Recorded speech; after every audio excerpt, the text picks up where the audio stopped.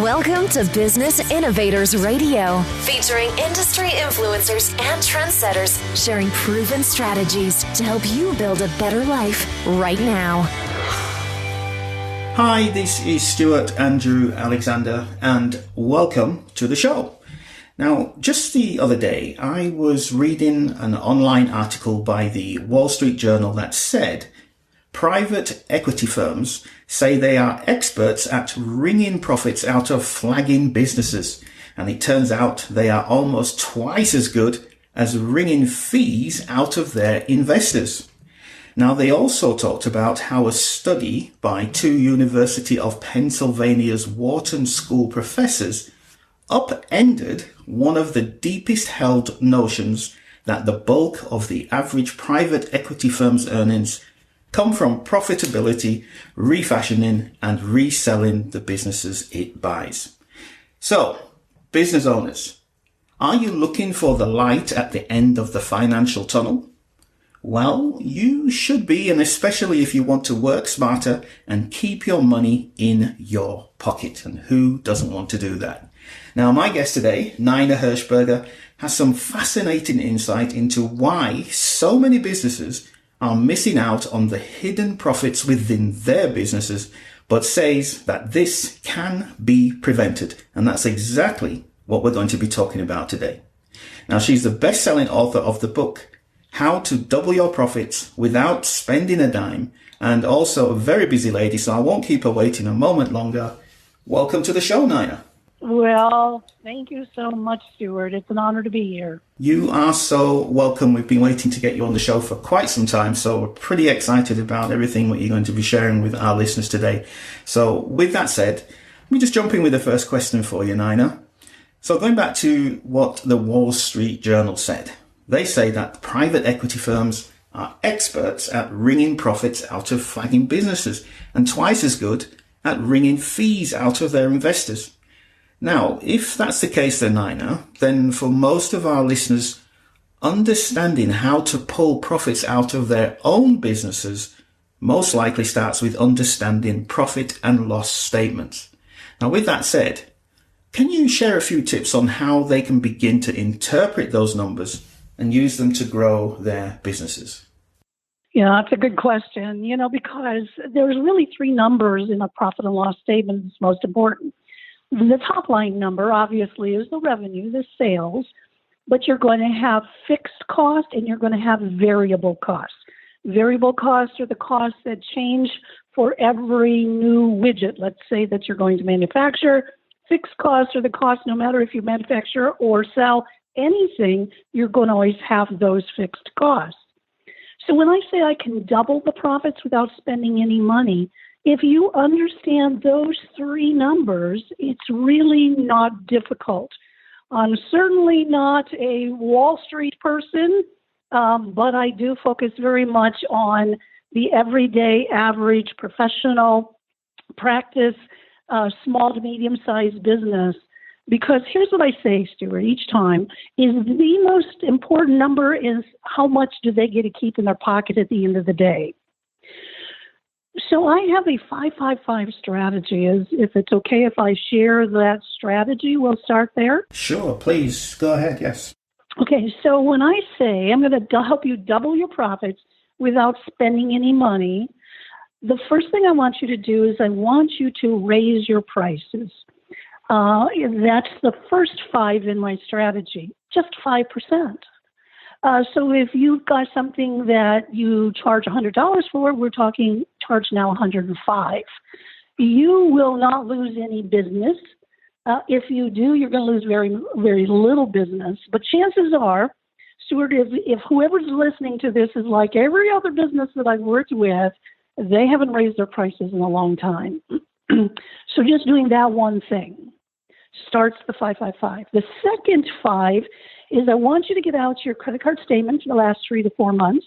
I want you to get out your bank statement for the last 3 or 4 months. And I want you to go through those line by line.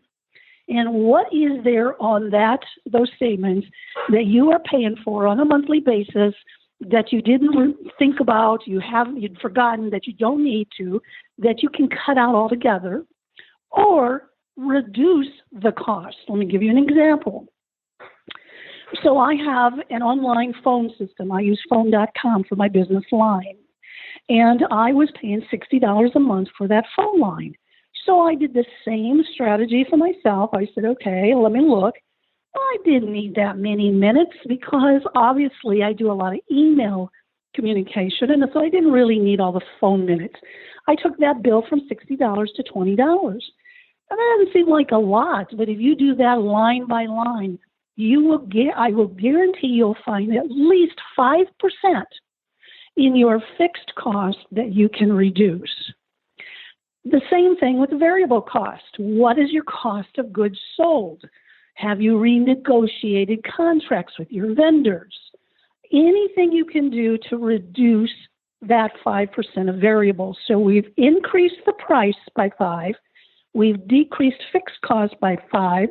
We've decreased variable cost by 5. And Stewart, did I have any cost, associated with doing any of that? It doesn't seem so at all. That seemed to be all cost-free, exactly. Yeah. And here's the magical part about it. You do those 3 things, and it increases your bottom line profit by a little over 50%. And we didn't spend a dime to do that. So that's just one example that I share in the book. I can relate to some of the things that you were saying, especially the point 2, because I remember not so long ago going through a similar exercise, not as detailed as you've just shared with us, but I just sat down and I thought, I'm just spending so much on monthly fees. Let's just see how I can cut back on some of these costs, these running costs that I have. And I actually saw that something very similar to you, that with my phone package, I simply just wasn't using the amount of data that I was paying for, and changed my contract. I think here in the UK, it was costing me £30, and I changed it to a £6 a month contract. And I still now have more than enough data than, what I was paying for before. So that's an excellent example, I think, of what you was referring to. And just after listening to what you said, I'm going to go through that exercise more diligently, and I'm sure I'll be able to find some other fixed costs that I'll be able to reduce and not lose any level of service that I've been initially paying for. It's a perfect example. Yeah, it's a perfect example. So not only if you do it in your business, which is kind of what I was talking about, but you're absolutely right. Do it in your personal life as well. And we should do it every so often. At least once a year, but maybe even more than that, but at least once a year, sit down maybe at the first of the year, pull all that stuff out and start going through it, both business and personal. Okay, so in your book, How to Double Your Profits Without Spending a Dime, you talk about the 3 numbers that are key to doubling your profits, and you just touched on that.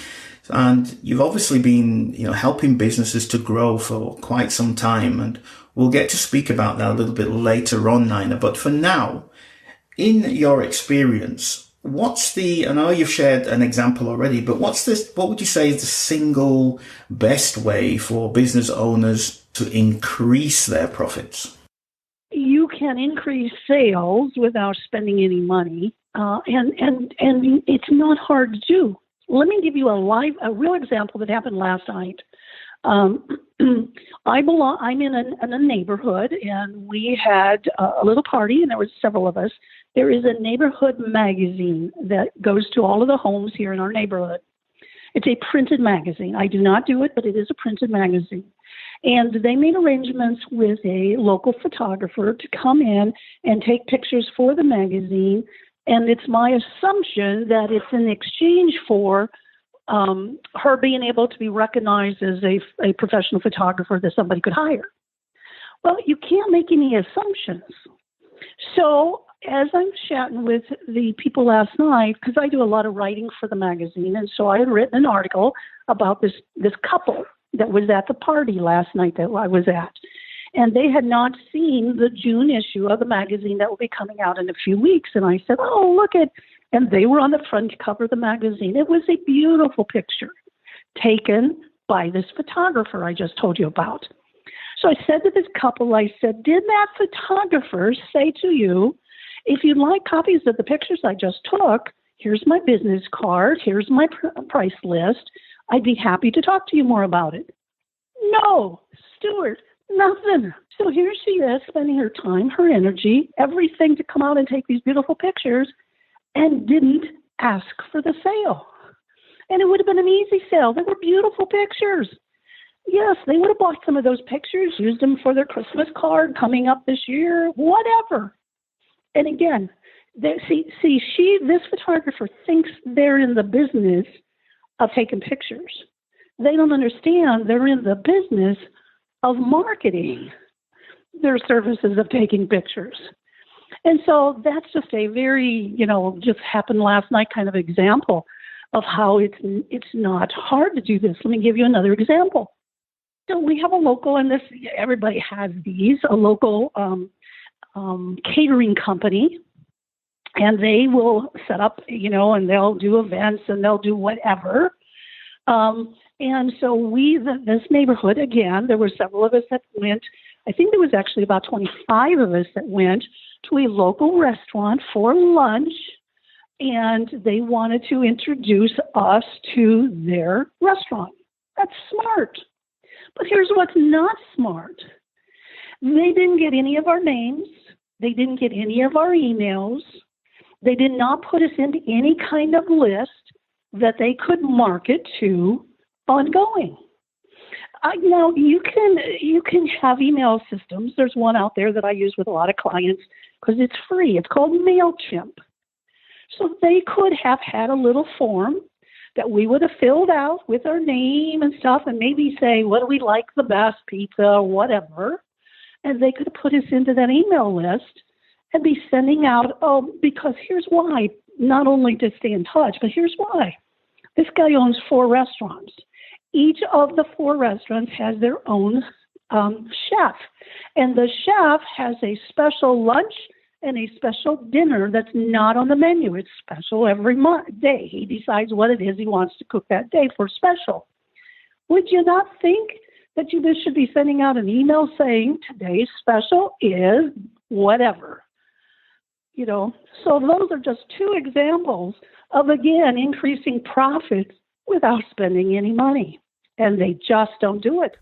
It's really interesting that you bring up this point now. And I just want to tack on a question on the back end of that, because as I'm listening to you, what I'm hearing between the lines is that many business owners think the business that they're in is what they actually do. So as in the example, the photographer, he thinks he's in the business of taking pictures. The caterer thinks he's in the business of making food. The plumber thinks he's in the business of fixing people's pipes. But what I'm hearing from you is that is not fundamentally the truth, right? They're actually first and foremost in the business of marketing their business. And if that's the case, then why is it that so many business owners don't see that or are not aware of that? One of my very favorite books of all time is called The E-Myth by Michael Gerber. I don't know if you've read it. I have, yes. So the E, as you know, stands for entrepreneur myth. So I was a good plumber. I worked for Joe the plumber. Wow, Joe was making all that money, and I was only making, fill in the blank, how much an hour, whatever. Well, I can go and do my own thing because he was a good plumber.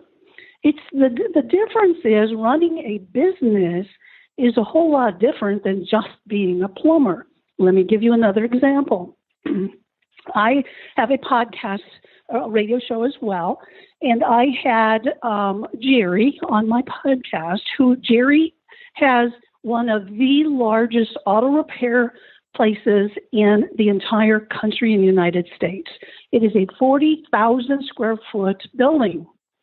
Jerry said to me, Nina, I am not in the auto repair business. I am in the safety business. So if somebody brings their vehicle in for an oil change, we go through that vehicle from the bottom to the top. We check everything. And if there is anything that is critical to get fixed that could cause safety issues, we immediately take pictures, we send it to them, and we ask permission to fix it. If in the 40 years that he's owned this business, he's only had, I think we said, one person who said no. He will not hand the keys to that person. He had it towed across the street, and they had to go there and pick it up because he's in the safety business. And in all of those years, there's never been one vehicle that's ever had any kind of accident because of safety of that vehicle. So that's an example of Jerry really knowing what business he's in. And Stewart, do you think he's the cheapest? He's in the Dallas area, Dallas, Texas. I bet he isn't. Cheapest? No, of course he's not. And so people think, well, I can't afford it or I can't, that's not true.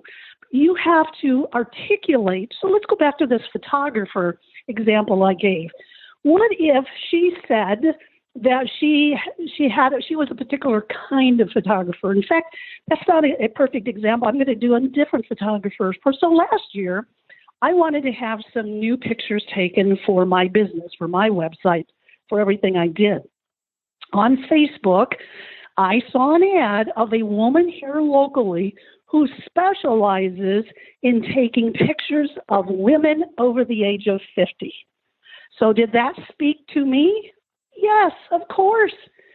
I spent $2,500 for, I think it was 12 pictures. So, again, she knew the market. She spoke to the market, and it didn't cost her anything more to do that than it did the photographer that didn't say anything about the services that she had. This is a really interesting topic, and I just want to continue on in this vein before I move on to my next question. Is this would you say then, in your experience then, Nina, that misunderstanding the business that one is actually in could be one of the main reasons why businesses fail? That's a great question, Stewart. I hadn't thought about that, but I would think you were right. First of all, they think it's all about price, which is not true. And so if you don't make enough margins, so you got the top line revenue minus your variable cost, that's gross profit margin, minus your fixed cost, that's net profit margin. If you don't have enough net profit margin, you won't stay in business. So how can you increase that? And you're right. So for instance, I do a lot of books for clients, and I don't do what I call legacy books.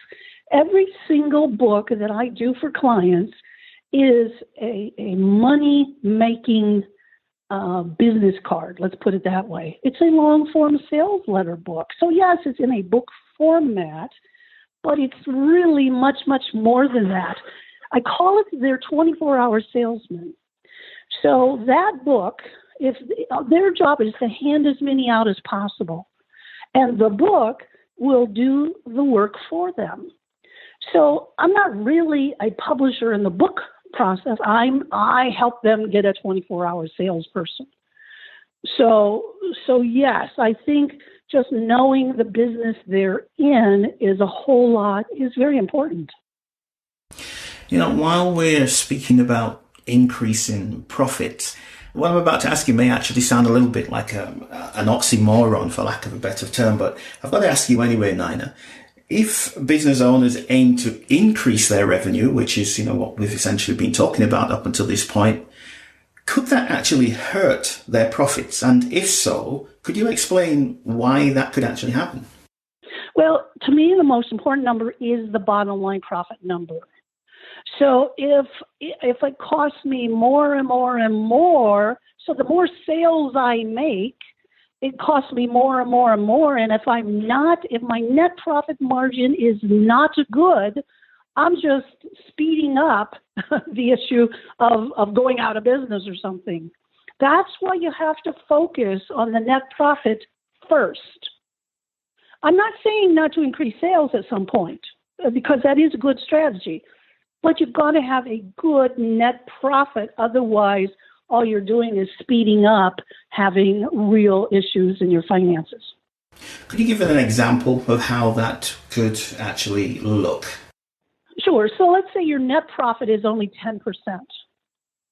And if you have $1 million in sales and all you're focused on is increasing that sales, people will say, well, I'll make it up in volume. That doesn't happen. You've got to take that net profit of 10% because it's not enough. Any little thing that goes wrong, you wipe everything out, and I've seen it over and over and over. They are making no profit. And so if I take it from $1 million to $2 million and my net profits are just dwindling and going away, and maybe it's even costing me more to actually service, then we've got a real problem. Well, I think that's a really good example, and thanks for sharing that, Nina. And while we're speaking about your profits being hurt, if you're not focused on the bottom line net profits, as you said, well, let's just speak about some of the pitfalls or even mistakes that business owners should avoid that could lead to lower profits as opposed to increased profits. One real simple one, and again, you think, oh no, this isn't possible. Well, I'm telling you, it is possible, and I've seen it, is as simple as not even paying attention to your receivables. Mm-hmm. So you have delivered the product, you've delivered the service, you've delivered what it is, and you don't ask for the payment. Or you let them go 90 days, 120 days, 6 months, and then all of a sudden you have to write it off. If you've delivered that product or that service, you deserve to get paid. So that's just a simple example of how, it could even really destroy your profit margin. I mean, when you say that, it sounds absolutely ridiculous why somebody would spend their time and their effort and their resources to provide a service and then not to ask to be compensated for that.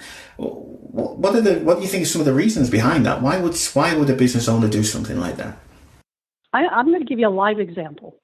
We had a little bit of construction work done on our house by a contractor, a local contractor. Stewart, I think it has to have been 4 months ago. He's got one little thing he's got to finish and the job will be done. He hasn't been back and he hasn't gotten any money. Now, why? Why? I mean, it probably will take him 30 minutes at the very most, and then he says, and here's the bill, please pay. So why hasn't he? Because he's off to another job, doing another big thing. Will he come at some point? Yes. But that's a cash flow issue. I'm sitting here with checkbook in hand, ready to write the check. And he hasn't showed up. He hasn't, I'm not going to give him a check until the job is, and we're not talking very much left, but he has to finish it. I have a very good business friend who also worked with a company in Las Vegas that put in high-end sports basketball courts and stuff like that. I mean, we're talking $40,000, $50,000 things. And she told exactly the same story. She was a coach to this company, the sports company. It's the exact same thing. She says, Nina, all they needed to do was go out and tweak few little things or something and then ask for the money. And they didn't do it. The receivables were unbelievable because they were off chasing the next whatever. Fascinating. Absolutely fascinating. So, Nina, I know we've talked a little bit about some of the topics covered within your book, How to Double Your Profits Without Spending a Dime. However, I've yet to meet anyone who suddenly wakes up one morning and says, I'm going to write a book. And, there's always a long winding path to how they get there. So with that said then, Nina, what was it that led you to write this book? And when somebody finishes reading the last pages, puts it down, what would you like that person to come away with? That's a great question, and thanks for asking that. I mean, I wrote it because I have such passion for these small business owners. I mean, it's not hard. It's not complicated. But as we both know, being an entrepreneur can be a very, very lonely place. You can't speak to your employees. You can't brainstorm oftentimes with your significant other. And unless you're in a really good mastermind, you often just you feel overwhelmed. You've got 50 hats you're wearing all at the same time. And so I wrote the book to give them hope, to give them a very clear roadmap of where they really can pick up these dollars to make a difference in their lives. I have a very good friend who told a story that when my friend was 16 years old, his older brother, who had some sort of business, I don't know what it was, but the business failed. And because of that business failure, the brother felt defeated and committed suicide. And so my friend says, Nina, what you're doing for these businesses is far more than what you realize. You're giving them hope. You're working with the families, because finances are a big deal in a family. So that's why I wrote the book. It's, if you go on Amazon and you search my name, I don't remember how many I've got now, 8, 9 books, something like that. But most of them are all about increasing their bottom line dollars, because I know how it will affect that family, that community, ability to give back to others. So that's the whole reason I did it. So thanks for sharing the reason why you wrote that book. Obviously, it's come from the passion that you have for helping businesses. Well, let me just ask you this then, Nina. If you can imagine it's, 6, 7 a.m. in the morning, whatever time you usually wake up, and you have a full day's work ahead of you helping local businesses. How does Nina feel on a day like that? What's most important to you about helping these businesses to double their profits, save money, build their business? How does that make you feel, Nina? Yeah, I feel energized. That's my purpose. I have a local business here who told me they were about ready to shut their door. And last year, during COVID stuff, they doubled their business, doubled their profits simply by creating. And, I'm high-fiving. I'm not asking for more money, coaching money. I'm high-fiving. You go, girl. Because that's what it's all about. I just finished a book for a client who is going to make a huge impact. He already has. He's one of the top insurance agents in the country, our country, $50 million agency with 12 employees. If you know anything about insurance, you know that is impossible to do. And he doesn't do commercial lines. He does all personal lines. So we're not talking large commercial, books of business or anything. But the principles that he has figured out and has learned is what we put into his book that will change lives. And so that's what gets me up in the morning is changing lives. Thank you so much for sharing that, Nina. We are unfortunately coming towards the end of the show. So before we go, is there anything else that you'd like to add? And maybe there's a question I didn't ask you, or something popped up in your mind during the interview that you'd like to share with our listeners before we go? Anything else? You know what? You've asked great questions. I don't have anything, but I do want to give a gift to your listeners. Mm-hmm. I've got a website that they can go to. It's called www.yourprofits, it's plural, roadmap.com. So yourprofitsroadmap.com.